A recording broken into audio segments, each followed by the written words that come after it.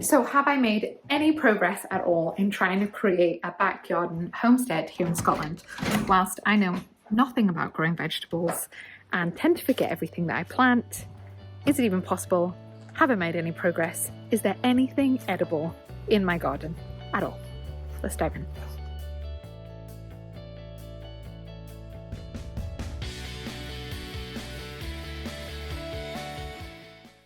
So it's time to give you a bit of an update on my attempts at growing stuff.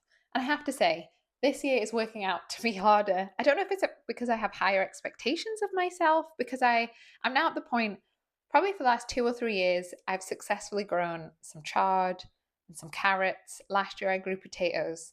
So I was like, yeah, I'm kind of ready to go to that next very beginner level. But that just doesn't seem to be the case this year. I seem to be struggling to grow even those things. But he'll do a bit of an update. Where at what I am doing here is I am attempting this. I recorded this before we went away on holiday to France for 2 weeks. So what I wanted to do was create a bit of protection from birds, hopefully slugs. It was a really hot day here, which is why I'm not really wearing many clothes and have a relatively odd outfit on. Anyway, and so I wanted to put up these poles and then some netting, secure it down to hopefully try and reduce kind of the pests. I also know a fox or some sort of animal comes and digs stuffs up. Last year, something came and dug up some of my kohlrabi and potatoes, which I wasn't very impressed with. So this is me attempting to do it. Look, you can see. Honestly, watching myself on some of these recordings is hilarious. And I've managed to have one of those rare moments where my kids actually helped. So this is me just kind of preparing the beds before we go away for 2 weeks. And then when we go away, to be honest, they're just going to get abandoned. And I'm going to come back and hope that things have grown, that things are doing better. I also planted a bunch more seeds before I went away. My kids dug up, I have 3 beds, vegetable beds, and my kids dug up one of them. They were air quotes helping. So I replanted a bunch of seeds. Also, I had a couple of things that I did plant in that just haven't grown at all or have been immediately eaten by some sort of insect. The kohlrabi, the courgettes, just a whole bunch of stuff just isn't doing very well. So this is me doing a little bit of spring cleaning before holidays.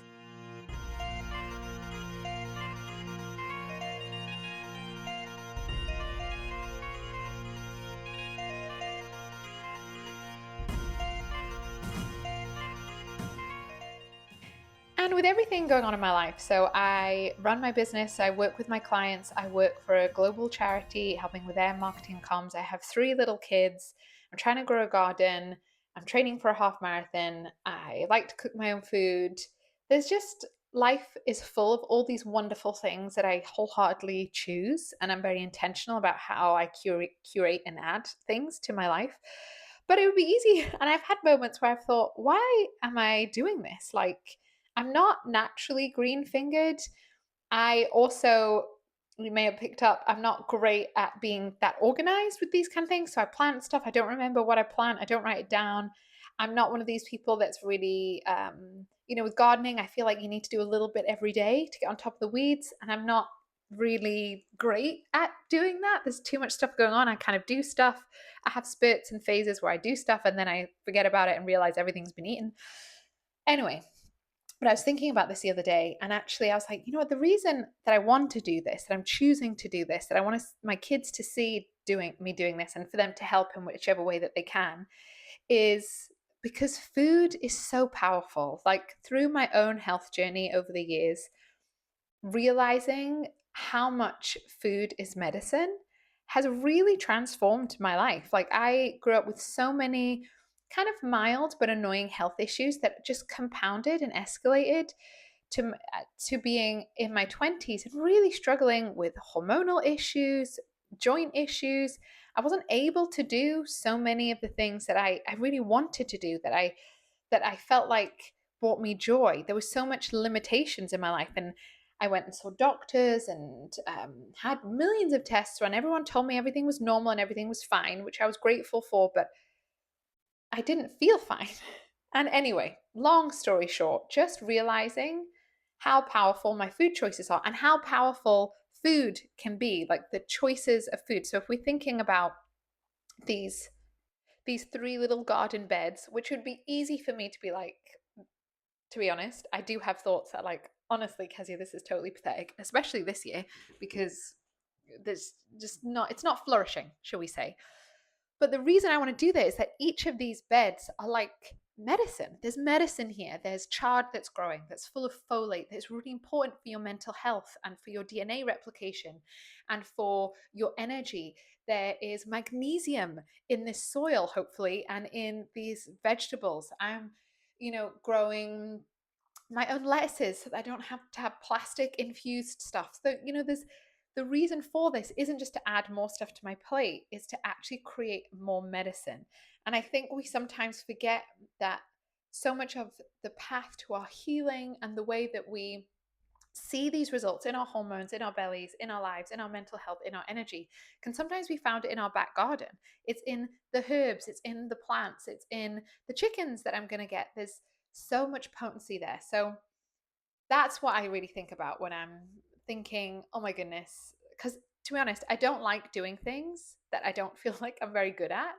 And gardening is one of those things I don't feel like I'm good at. Give me a complex client with long COVID, IBS, hypothyroidism, and some autoimmune condition with a bunch of different medications. I'm your gal. I'll figure that out. Like, but this is like, I'm good at that. I don't feel like I'm good at gardening, but I want to be, because there's so much power in so much nutrient density, so much potency in the food that we eat.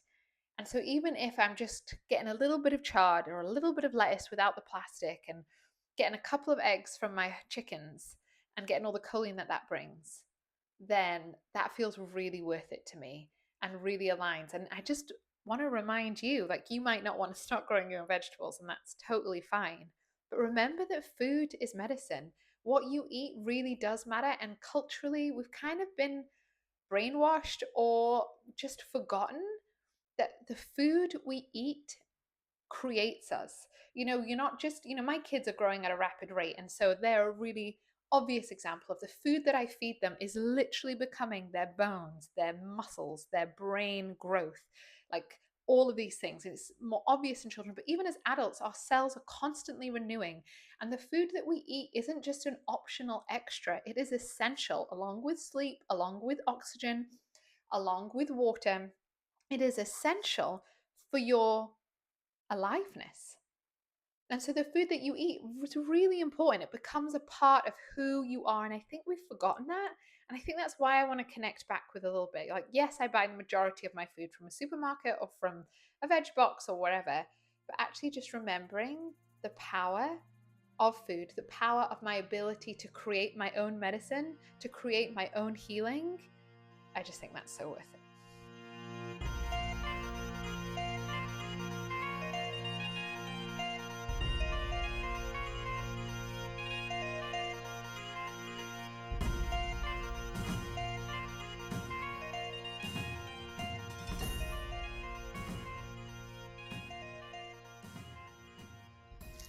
So I've just de-weeded. Well, I can now that I've said that, I can see tons of weeds, but I've just started to de-weed this one, and this one I feel like is the most promising. Like, look, I've got like a proper head of lettuce there, which is exciting, and some other, whoops, sorry, that was the mic, some other random crap.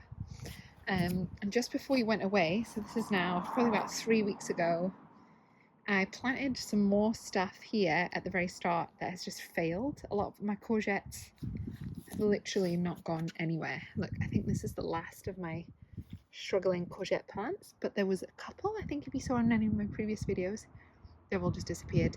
This one, to be honest, doesn't look very hopeful. I think these might have been some squashes I planted, or there's some potatoes last year. Difficult to know. So I kind of replanted. Here's some carrots. I put some more carrots in here, and I think this is mainly lettuce and carrots. I think there might be a couple of beetroots, but I've actually never gotten on with beetroots. I really like eating them, but I have never successfully grown a beetroot bigger than like this big. I don't know why, if it's a soil quality thing or what. This was my vegetable patch of doom. And so I planted a lot more in here. Planted a lot more carrots. Obviously needs de-weeding as well. I ran out of netting before going on holiday, so this hasn't had a covering. And I don't know. Look, I think there's some more beetroots attempting. Maybe I need to thin them. Maybe there's too many there at once. But I basically planted.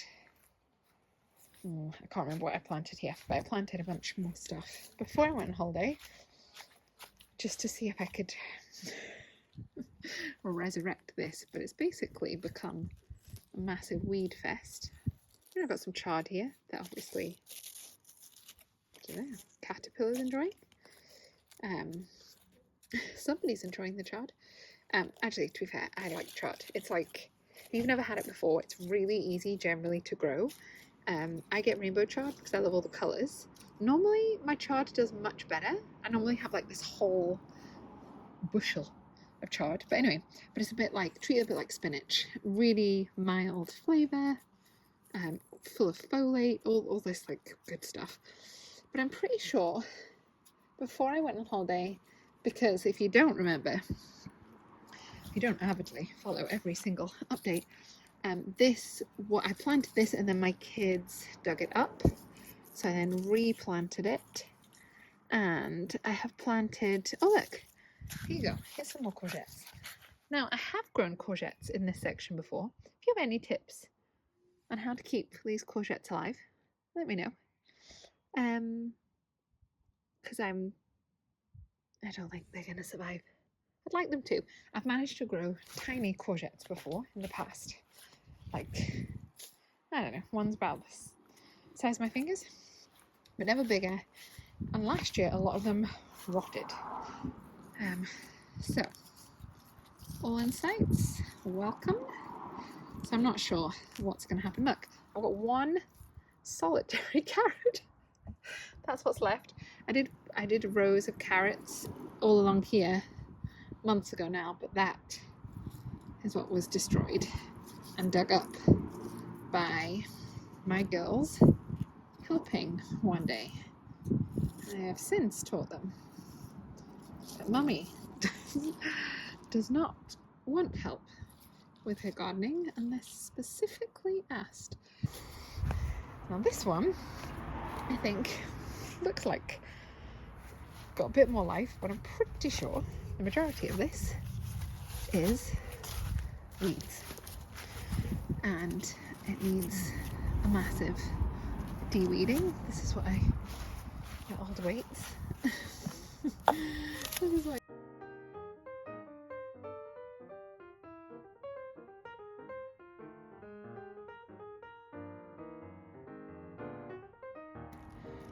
and out of all this blank space, I've got a chard and a carrot fighting. Fighting. Oh dear, wow. Although I have to say, it's been raining today, and de-weeding on wet soil, that's a revelation. That's so much easier, isn't it? But it was raining most of the day. There you go. That's something I've learnt. So, some progress has been made. This barren wasteland of an area looks like it's just been abandoned and full of weeds. You might think that, but no. This is going to be where the chickens are, and we have just bought a coop, which I'll hopefully share some information with you of which one we bought after various research and saving up. And I really wanted, I know a fox comes through this garden because it's dug up some vegetables before, so I really wanted one to be secure with foxes, and one that's just going to last. I can't be faffed painting, doing any sort of wooden thing. As you can tell, I'm quite a untidy, chaotic gardener. So if I have a yearly task of varnishing my chicken coop, those chickens are going to die or get red mites, which I don't want. So the coop has been bought. It's going to go here. Next thing we need to do is just do a little makeshift fence across here, because we've kind of got a little run, and I'm going to hopefully start with about 7 to 8 chickens. So if you are a chicken keeper and you have tips, please give them to me. If you can already see that I'm making some glaringly obvious mistakes, let me know.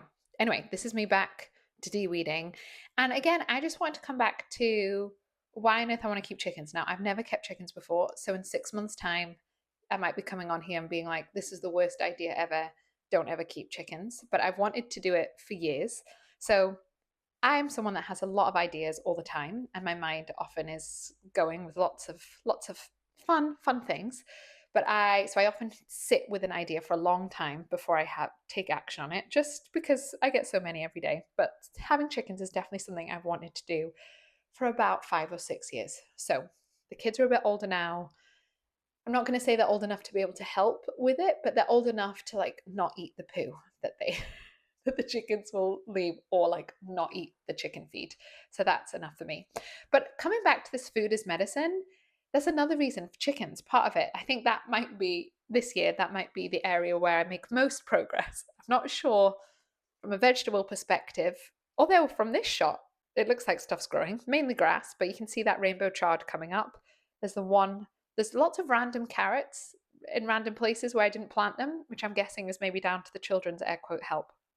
But the reason I want to keep chickens is because often there's a lot of stuff in the media about how we all need to eat more plants and plants are good for you. And yes, I would agree with that. Although I would also remind you that we're not just what we eat, we are what we digest. And eating a lot of plant food, a lot of legumes, a lot of raw vegetables, salads, if you have digestive issues, it can make you feel so much worse. So just putting that out there, sometimes with my clients, what we actually need to do for a temporary period of time is kind of restrict a lot of this really fibrous plant-based foods, fix the gut microbiome, support digestion, and then introduce these things back in. So if you've had digestive issues for a long time and you've tried being more plant-based, going vegan, you've tried eating more salads and more soups, and you actually feel worse, it's probably more to do with your digestion, not because, I don't know, they're necessarily bad for you. Most plants, vegetables, and things are good for you, but you need to be able to digest them.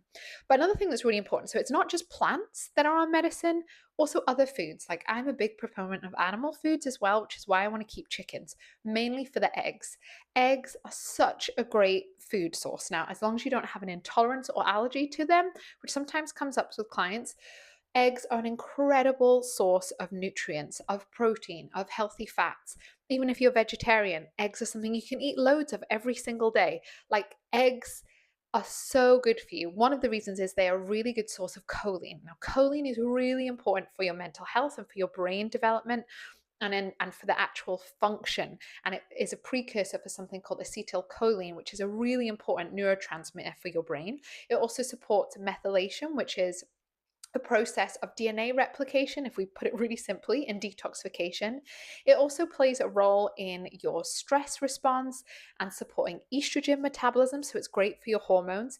And it's also really supportive of your energy production, something called your mitochondria that make a lot of your ATP. Choline plays a role of, and a lot of people just aren't getting enough choline. We as a family eat tons of eggs, and so I really wanted to get chickens, to teach my kids that food doesn't just come from a supermarket. There's this circle of life, there's death, this is where we get our food from, but also to teach them and also just to get a source of good quality eggs and for me to learn a little bit about it as well. So eggs, such a great food. Back in the day, they used to tell you that you couldn't eat more than 2 of them a day due to cholesterol. That was what I was told growing up.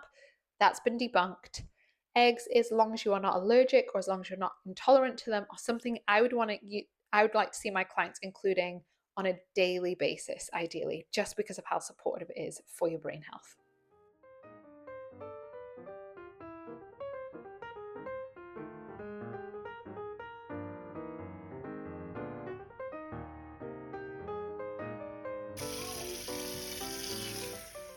And nothing to do in my garden, but side note, when it comes to making things more digestible, so remember, we're not what we eat, we are what we digest.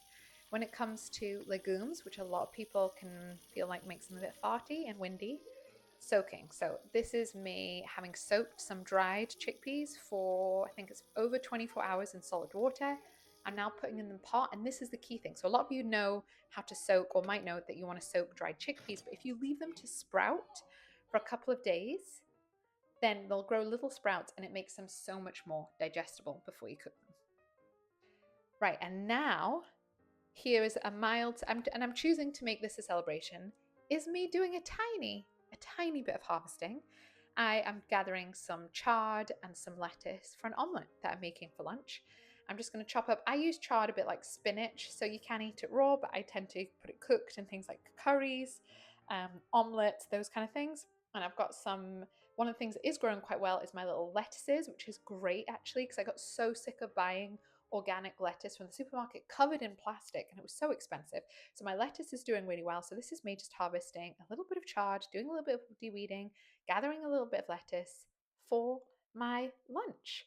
So this feels like a mini little success of actually, okay, yeah, I'm getting some fresh nutrients, literally straight from the ground to plate, having it for my lunch. Feels like a win.